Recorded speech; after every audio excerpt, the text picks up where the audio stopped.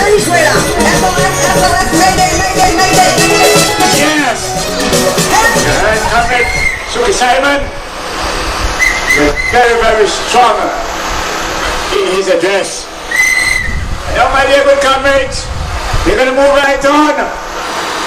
I'm going to bring to you an old stalwart of mine, good friend of mine. Since he was a little young man, I met him, and he has not stopped, he has not eased up. I am so delighted and happy to bring the president of the ATNLU, Comrade Whitney George, to the microphone. Let me hear you, man. Thank you very much.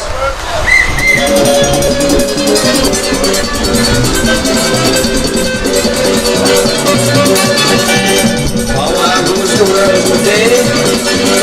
Power corrupts they say. And absolute power corrupts you. Absolutely. Good night, my comrades. And you, the good people of St. George's. I am here tonight to support the Labour Party's candidate, Comrade D. Jonas. And I'm telling you that Comrade D. Jonas has delivered. He has come so close the last time that with all the problems we're having this time around, I know for sure that he will bring the seat home. He's hard working, very hard working, my dear comrades. One of the hardest working candidates in the Labour Party. And I do believe that when the gun is knocked and Comrade Dean Jonas is given that call to go and rally his people on that election night, when the counts are done, you will be hearing Dean Jonas, and the final count will be Dean Jonas for St. George's. But my dear comrades, you know the lack of attention in this constituency. You know how the people are being treated. And you're the ones who will have to determine whether or not you want a change. And that change you must determine at the next elections and give Dean Jonas that chance. We know the problems facing this country, my dear comrades, in Antigua and Barbuda. We know that the jobs are leaving.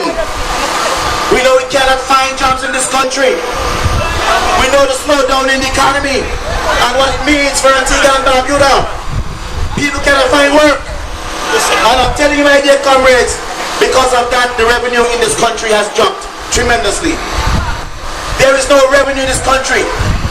The contributions to the various social services are no longer there. They can hardly find monies to service them. And I want to take some time out to look at this situation that you may find yourselves in. Those of you who want pension, who will be soon going on pension.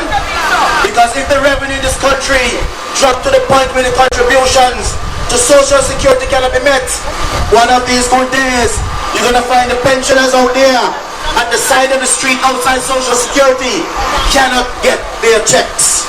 And it's going to soon happen. The more people go off not working, the less revenue is collected, and you may find yourselves out there in Antigua and Barbuda cannot get your pension. Anybody who was born about 1950, anybody who was born about 1950 in this country is approaching their pension age.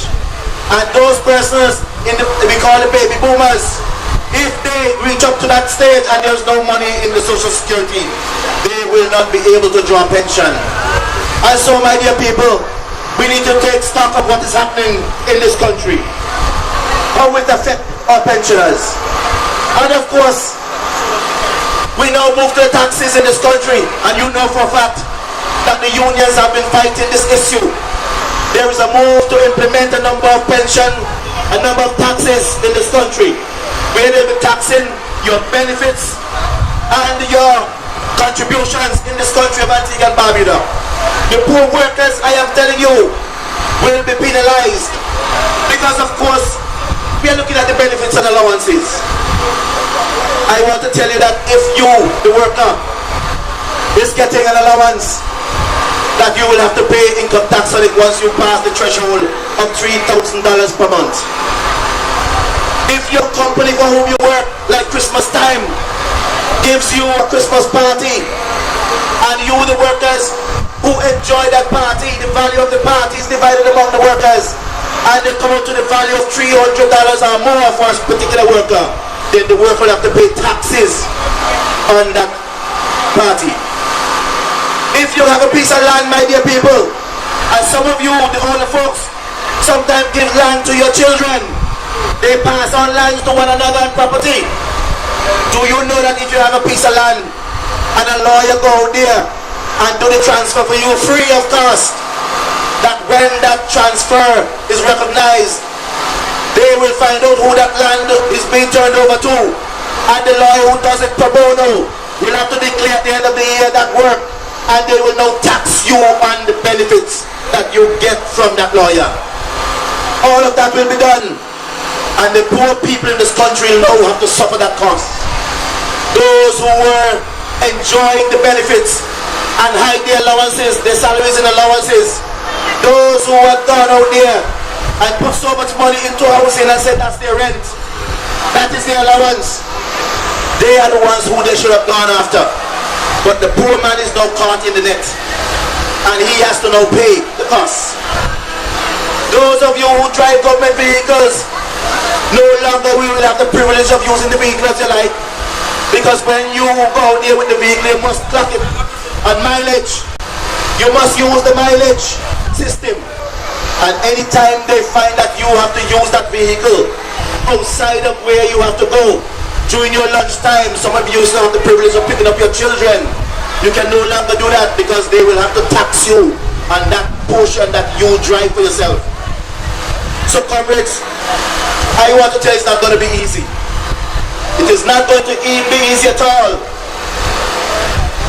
What we have to now do in Antigua and Barbuda is create an environment where new jobs can be created, where people can find new employment. I am saying here in Antigua and Barbuda that there are no new investment. This government failed to provide this country and bring in new investors in this country to provide work. They are not in a position to create an environment for the local Antiguan and Barbudan to create jobs, give them the same concessions they give people so that they can develop themselves and hire people, put people to work. Those are some of the things they should do, my dear comrades. They need to have proper investment in Antigua and Barbuda. Unemployment continues to rise. Crime as a result of that is escalating. They're robbing people left, right and center, breaking into people's homes. You know of the robberies and the killings. And my dear comrades, you know what just happened at the gas station. Desperation sets in this country, where people are now taking it in their own hands to even kill to get some money. And so my dear comrades, we need to take stock of that. One of the things facing us now that we have lost in this country is the whole Stanford issue. I heard them going around saying justice has been served. Justice has been served. But what are the repercussions for Antigua? What are the repercussions for Antigua and Barbuda? What it means for us, my dear comrades. We recognize that the federal government is going to go after the properties here. They're coming in as liquidators. And I want to find out if you think that they're going to allow us to hug up them lands around the airport just like that. This government must find a way to get it back, those lands back from them. And they have to go pay 3 times the amount, 4 times the amount, 5 times the amount. But I do believe at the back of my mind, they have something up their sleeves. I just heard that they're going to get a grant of $30 million, another loan of $30 million from the Chinese. Is it that the Chinese will come to the rescue of the government and buy back those lands from the federal liquidators, plunge us into more debt in this country? We must know what's that. Are they looking after the welfare of those workers? For Stanford, where are their benefits? What happens to the monies that are owed to them? What will become of those workers? You know, when an entity goes bankrupt, when the liquidators take out whatever portion they're taking out, the workers' portion is taken out as well. Is it the same thing with the liquidators who are coming after Stanford's property? Those are some of the things that we need to answer, my dear comrades.